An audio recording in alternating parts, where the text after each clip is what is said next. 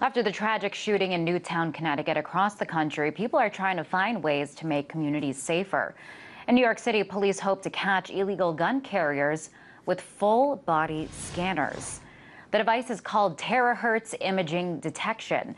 It works by scanning a targeted person head to toe and can detect when someone is carrying a gun.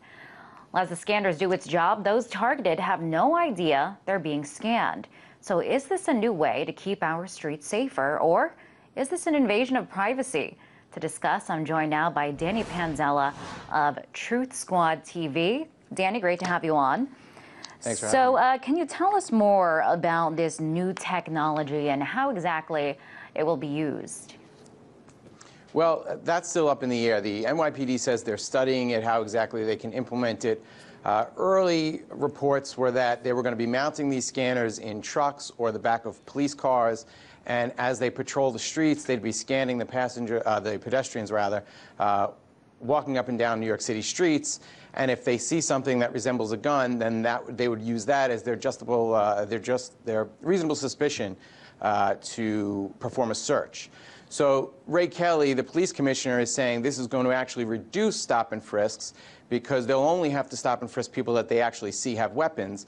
But we who fight NYPD injustices know that this will be used as an excuse to stop and search anybody, because now anything can look like a weapon, anything can look like drug paraphernalia. If I'm carrying a pen, are they going to say it's a syringe or a knife? And now they have a legal justification that covers them to perform a stop that really would be illegal otherwise. So this technology, it doesn't sound like this technology is very accurate, where whatever it detects, they know in fact that it is a gun. Well, obviously, the closer the subject is to the technology, probably the more accurate of a visual they will get. But no, I mean, if you're scanning as you're driving up and down the streets, you know, people are moving. It's going to be very difficult to really accurately. I mean, obviously, the shape of a gun is going to be more obvious than a pen. You know, but they're not only looking for guns.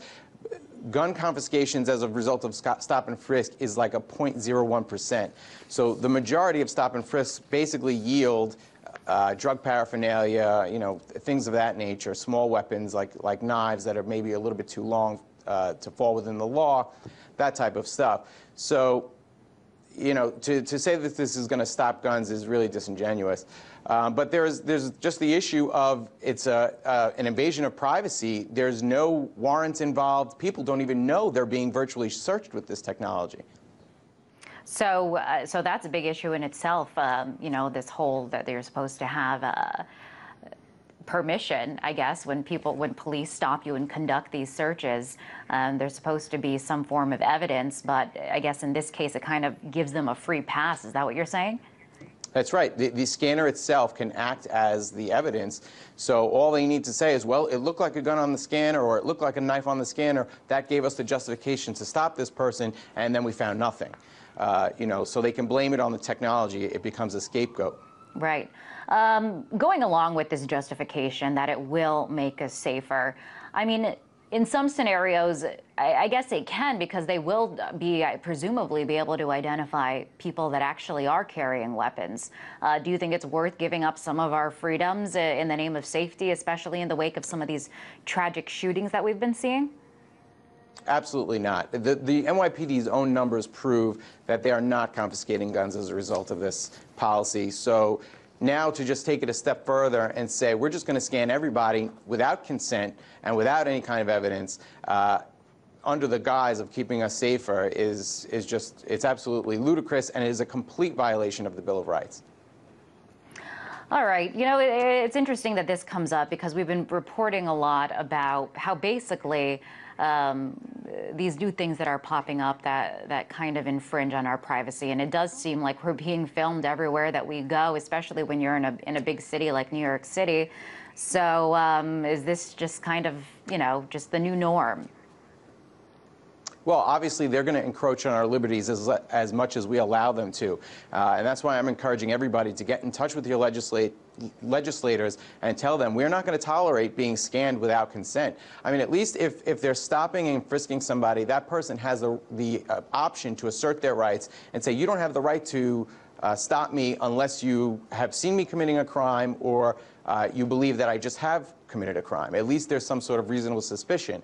But if they're just stopping people at random now because they have this machine that they can use as their scapegoat, this will just be one more encroachment, and we have to protect our liberties. There's really no there's no justification for it. It actually infuriates me because this stop and frisk tool that they call it is only being used in certain neighborhoods, and it's not an equal application of the law. So there's so many problems with it, not to mention the health problems that come along with the terahertz scanners. The MIT put out a report saying that terahertz waves actually tear apart DNA. That's the phrase they use. So there's a huge health risk that should be studied before these are implemented as well. Wow, and we are seeing the backlash.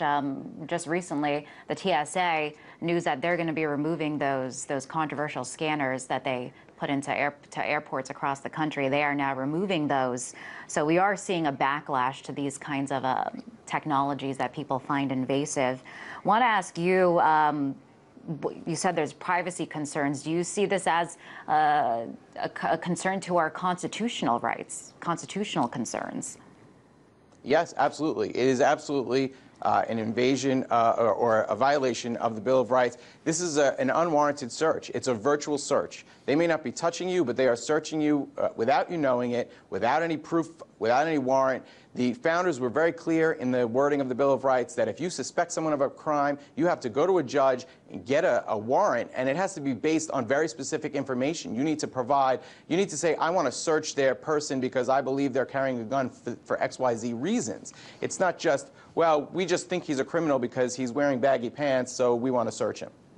Wow. Do you fear or anticipate that this could become the norm, a new method that police departments across the country are going to implement? Absolutely. This is part of a federalization campaign, and the NYPD serves as a model for police departments not only in our country but all over the world. So basically what they do is they beta test these technologies. You know, there's 100 other things that they're testing right now, including iPhone apps that actually facially recognize. They can scan your face and scan your eye and take a biometric reading of your eye, and then they put that in their database. They're testing that right now, the NYPD. This is all coming from grants from the Homeland Security Department. They're funding the technology. It's a way for the federal government to take control of police departments. They buy influence with saying, well, we're going to give you the latest crime-fighting tools, this technology that you'd never be able to afford on your own. We're going to give it to you. All you have to do is send all the information back to us, and they do that through the NYPD Intelligence Division. Which is a fusion center. Very interesting and eye-opening. I appreciate you coming on and telling us all about it. Unfortunately, we are out of time. That was Danny Panzella from Truth Squad TV.